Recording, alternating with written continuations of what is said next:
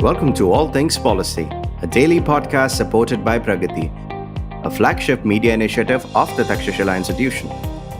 We're a bunch of policy nerds based in Bengaluru, and we like to bring a fresh perspective to Indian affairs and an Indian perspective to global affairs. So grab a cup of coffee, sit back, and join us for today's chat. Hello and welcome to another episode of All Things Policy from Takshashila Institution. My name is Sachin Kalbag and I'm Senior Fellow here at Takshashila, which is India's premier public policy school. Today I want to take you a little off course from the serious topics we discuss about every day to a very, very serious topic, and that is the performance of the Mumbai team in the country's biggest domestic tournament, the Ranji Trophy. Mumbai, or Bombay as it was called earlier, has won the trophy a record 41 times since the 1934-35 season when the tournament first began.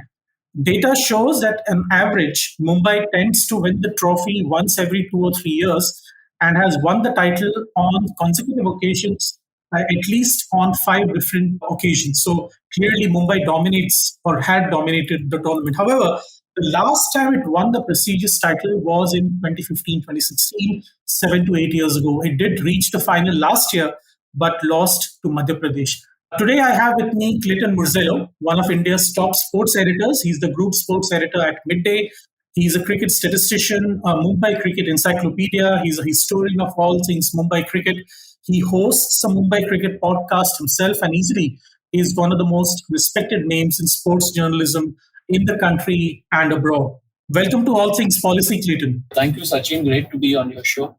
Thank you, Clayton, once again. I just want to dive right into the whole topic. You recently wrote in your midday op-ed that how Mumbai not reaching the knockout stages of the Ranji Trophy was blasphemous. How would you rate the quality of Mumbai cricket since it last won the Ranji title in 2015-2016? Keeping in mind, of course, that Mumbai did reach the final last year, but lost. But this year, it won against weaker teams, but when it came to stronger teams, it didn't perform particularly well.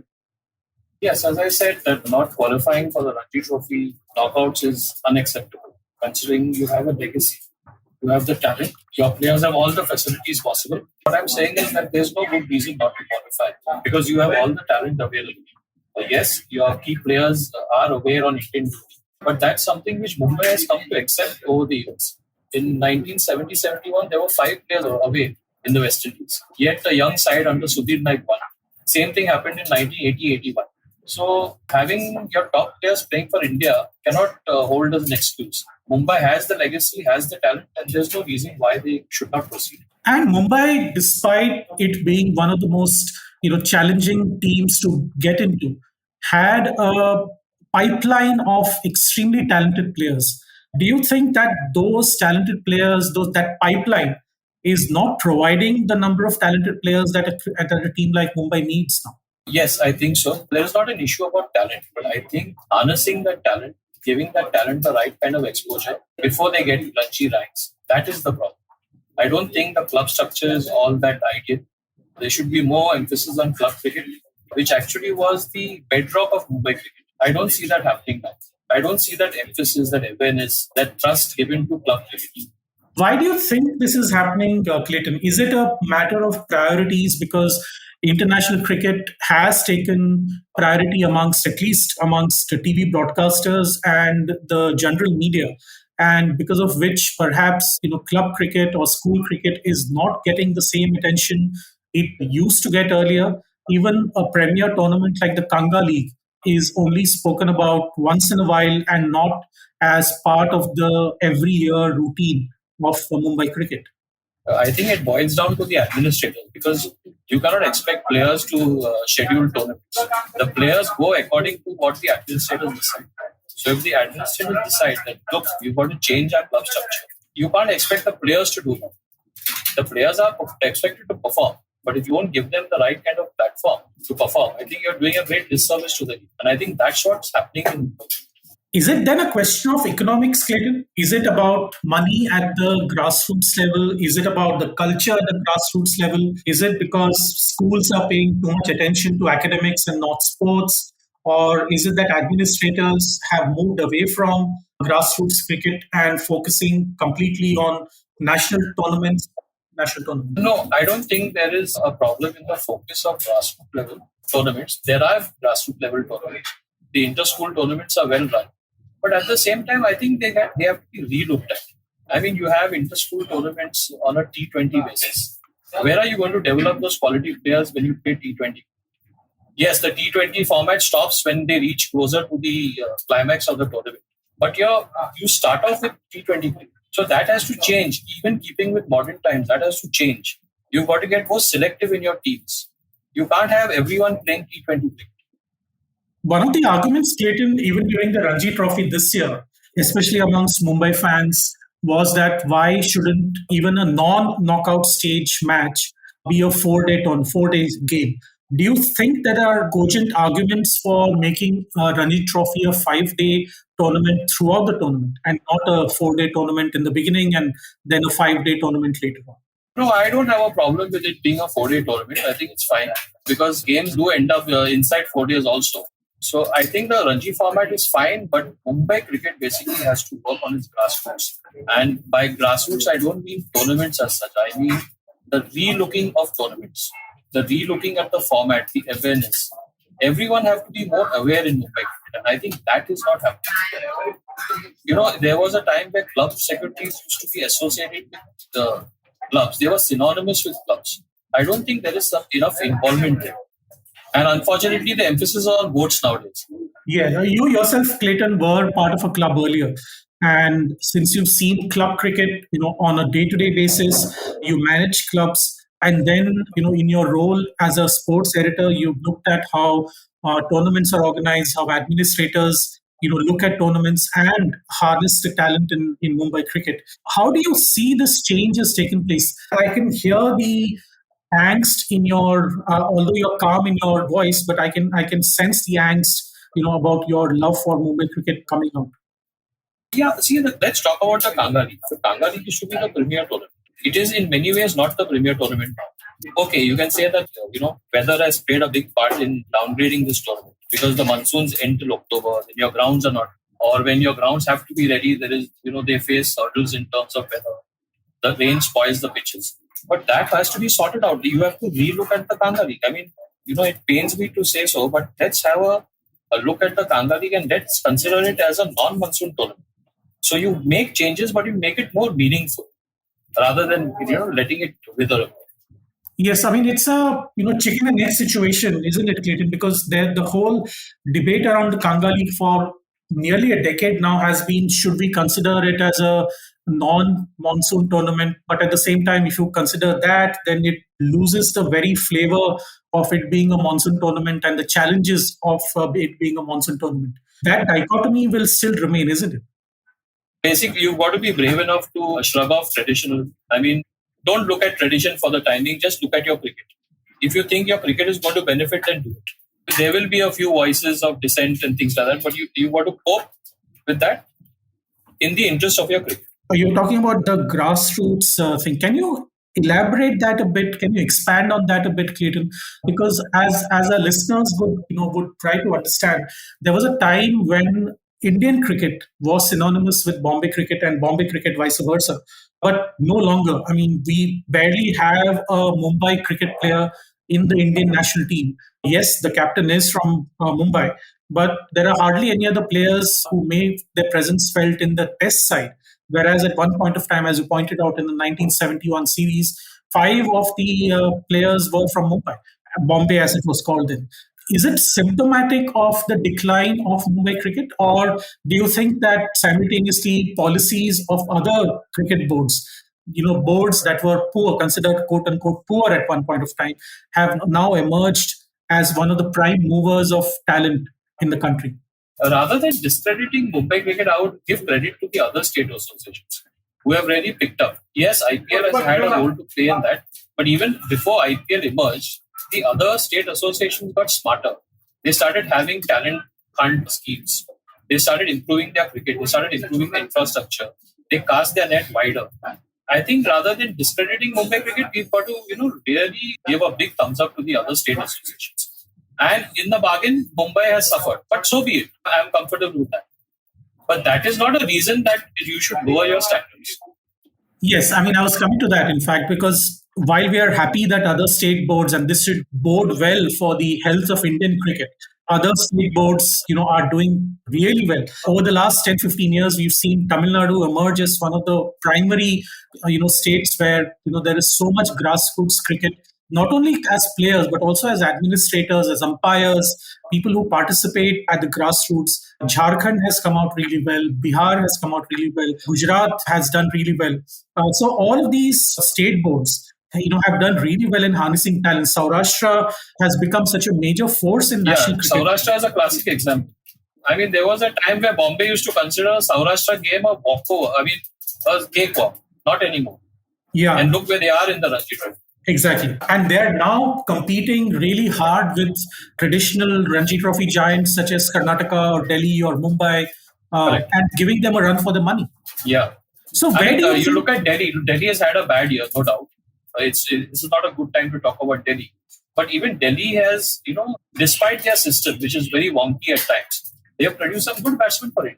So where do you think Mumbai can improve? Rather than saying that, what others have done, I want to bring back the focus to, the policies that govern, grassroots level cricket.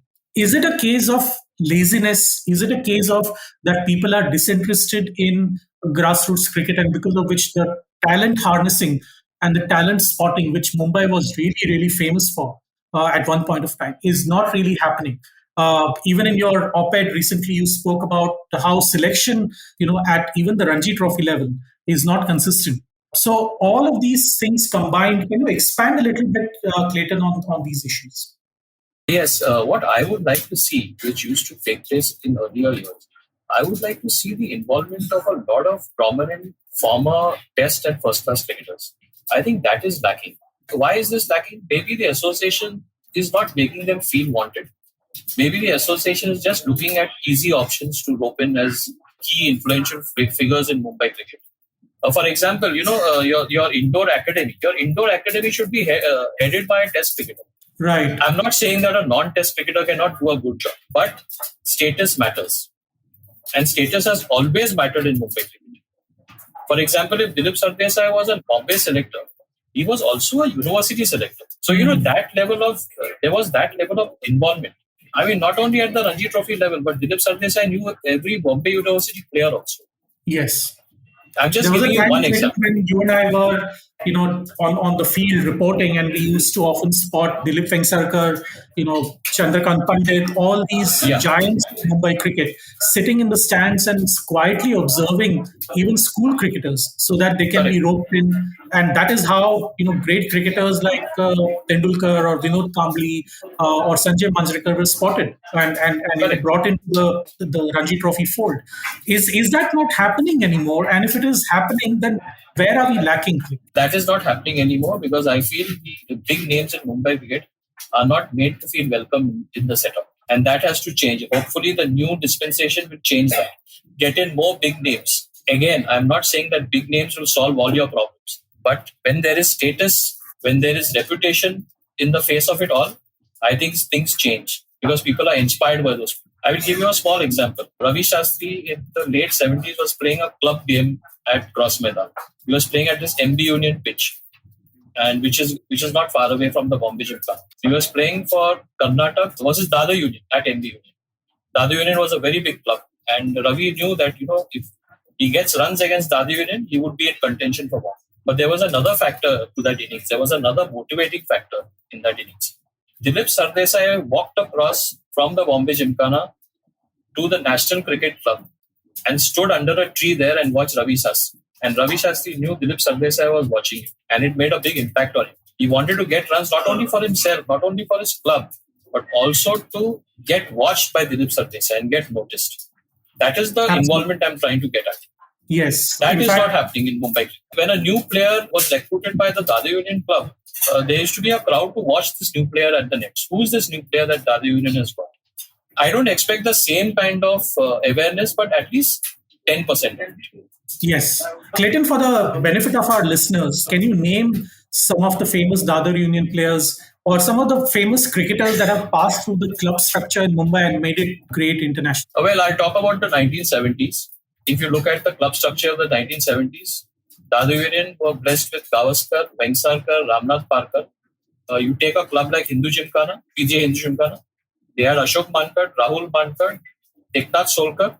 Then you go across to Karnataka, you had Ravi Shastri, you had Shishir Hatangadi. All the big names playing.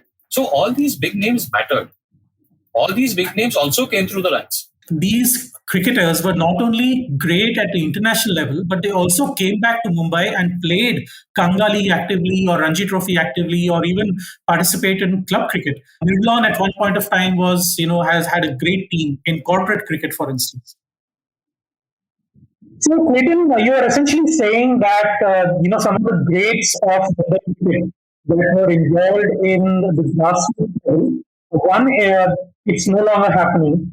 Two, I think the bigger question is what will get them to come back to the meadows of Mumbai? Well, it's a very simple thing that they should get the feeling that they are wanted, they are expertise are wanted, and the association values their contribution. I think whatever has happened, but I think the association should take fresh guard and get in these big names to come in and contribute and give them the importance they deserve.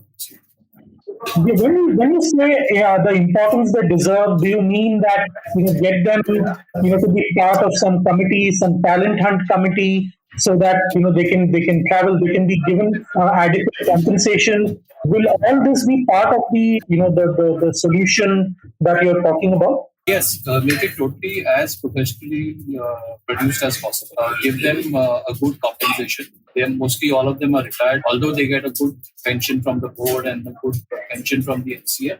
I think it should be professionally handled, and I think you'll get the results. I'm not saying that pull in all big names, because that cannot guarantee success. But pull in some level of big names, some amount of big names. On that note, Clayton, we're just taking a short break. We will return as soon as these messages end. Sure.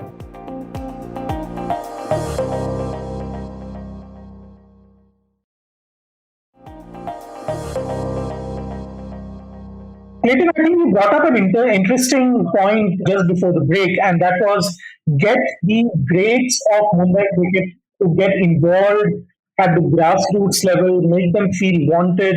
We've seen both you and I have been tracking Mumbai school cricket, for instance, for a long, long time now. And some of Mumbai's best cricketers have evolved from the school structure in Mumbai. How much do you think the school structure has so far contributed to Mumbai cricket? And do you think that in the current scheme of things, school cricket should play and will play a major, major role in the quote-unquote revival of Mumbai cricket? Yes, traditionally, schools cricket has contributed immensely to Mumbai cricket. But if you ask me to compare eras, I think what used to happen here was there was some follow-up from schools cricket when you went to college. You went to university.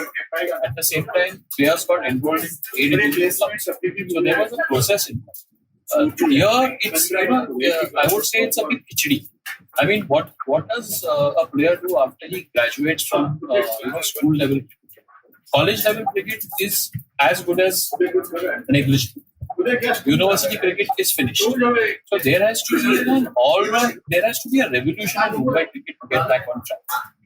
Yes, I mean, you make an interesting point there, because earlier, some of the people who graduated, like you pointed out, graduated from school cricket, had an avenue to showcase their talent in college and international college and university level cricket. No longer the case. So, do you think that these are also policy level decisions that universities have to take, or will the Mumbai Cricket Association have to negotiate better with academic institutions to get teams restarted? Where exactly is the gap, and how can we fill that? I think Mumbai Cricket Association has to be proactive, even if they are not involved totally. Like the schools cricket is organized only by the Mumbai School Sports Association, and the MCA supports the tournament. But I think they have got to be proactively involved in the tournament. Likewise in college cricket, likewise in university cricket. Which means you will need more and more, top level. I mean, kind of a ironic thing here, but the top level foot soldiers to go and tell colleges and universities to come and play in the Maidans so that we can get at that level, cricket restarted. You've got to do that because after university cricket, you've got to also look at inter-office cricket. Right. You also have to look at jobs for cricketers. Cricketers are not secure. Yes. Most of the cricketers don't have jobs, so they are depending on their selection in Ranji Trophy and then making a good living out of it. Which is firstly, the players have to be secure. If you don't have your players secure, then you're not going to give them that motivation to proceed. Absolutely. Which is why I was trying to get the example of Tamil Nadu, Clayton, where, a very close relative of mine plays. And I've seen that even umpires, the grounds people, the people who are maintaining the Maidans are all well taken care of throughout the year. It is not just during the playing season, but also throughout the year. And that is something that makes them feel wanted, makes them feel important, and they themselves get it more, thus strengthening grassroots level cricket. I know this, there was this CEO of a major brand who tweeted a nice story about how he was once on his way to umpire at a local game, and one other umpire told him, "Can you please not go today? Because see, you are very well secure in your corporate job. But another umpire needs that job because he needs the money to sustain his family." And this person readily agreed. And the fact is that since then, even umpires, grassroots level umpires, cricket umpires, are all taken care of fairly well. So I would guess that economics in terms of finance is not the problem, but economics in terms of application of how to channel those funds is something that we need to relook at. As I said, there has to be a revolution on both fronts, on the cricketing front and in the administration. Well, administrators can say, "Oh, we've been doing our best over the years." But no, I think if you're not winning the Ranji Trophy, at least every 2-3 years, then there is something seriously wrong with your cricket, and that has to be reorganized. There has to be a lot of thinking for this, and that is where I think the new dispensation should be different than the earlier. Clayton, I want to ask, what is a team like Saurashtra doing that is bringing up their level of cricket to now clearly dominating national cricket? What has changed over the last few years that has made this possible? I think, in my humble opinion, I think there is far greater involvement from their former cricketers. The administration is strong. And again, you've got to make former cricketers feel wanted to come into the system. I think they're getting it right there. And do you think other better teams are not better teams in terms of performance, but teams that have improved a lot over the last decade or so have managed to do that successfully? Yes, and obviously coaching has got a lot to do with it. The high quality of coaching also has got a lot to do with it. And if you go around asking coaches about the standard of play, they will be very negative about the standard of Mumbai cricket. And Mumbai was for its grassroots coaches, isn't it? I mean, people like Ramakant Achrekar, of course, is famous, but even a person like Kiran Asher, who went completely unknown in the national media, but was a legend in Mumbai cricket in terms of coaching. And we've had several coaches who passed away recently in the last 3 to 4 years, and they were mourned by the entire cricketing fraternity here. But they were hardly known outside Mumbai. Despite their extremely diligent work culture, they brought up some of the best school cricketers up to the Ranji Trophy level. Is that also something missing right now from the Maidans of Mumbai cricket? It is. And the MCA have got put their heads around this problem, because if you don't get the significant people from the fraternity into your cricketing system, then you'll always have this problem. I feel that is the main problem in Mumbai. The right people are not in the right roles. So essentially, you're talking about rebuilding the ecosystem, right? Because it's not just about cricketers, but it's also about administrators. It's also about the groundsmen. It's also about... Yes, you've got to have a frank assessment of this. I mean, there should be no emotion shown. Right. Friends can't be picking their friends as coaches and selectors and things. You've got to have a very unbiased approach to this. Right. But do you see slivers of hope in what has been happening over the last couple of years, especially after COVID? Yes, I feel because basically administrators also are very proud individuals. They want their state association to fare well. But only thing I think what is lacking is they're not taking that extra step. Once they take that extra step, I think things will be in place. I think you have a better system than before. Mm-hmm. And So that everyone involves thinks Mumbai. right from top to bottom. Yes. Okay. Clayton, thank you very much for visiting our Takshashila All Things Policy podcast. And I really am grateful that you spent more than half an hour talking to us on this very, very, to my mind, interesting and important topic for cricket fans in the country. Not from a individual cricketer's point of view, but you Yeah. looked at Mumbai's cricket history and how it was rich at one point of time and what can be done to revive Mumbai cricket. Thank you once again, Clayton, and I hope to hear from you soon. Thank you. And my parting shot would be that it would be a big tragedy if Mumbai don't get it right. Yes, Because if Mumbai can't get it right, then who can? Let's say this. absolutely. And on that note, thank you, Clayton. We'll end this episode, and I'll see you soon. Bye bye. Thank you. Thanks. Pleasure.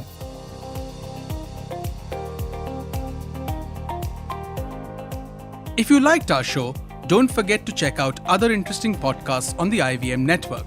You can tune into them on the IVM Podcast app, ivmpodcast.com, or wherever you listen to your podcasts.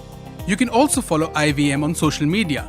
The handle is @IVM Podcasts on Twitter, Facebook, and Instagram.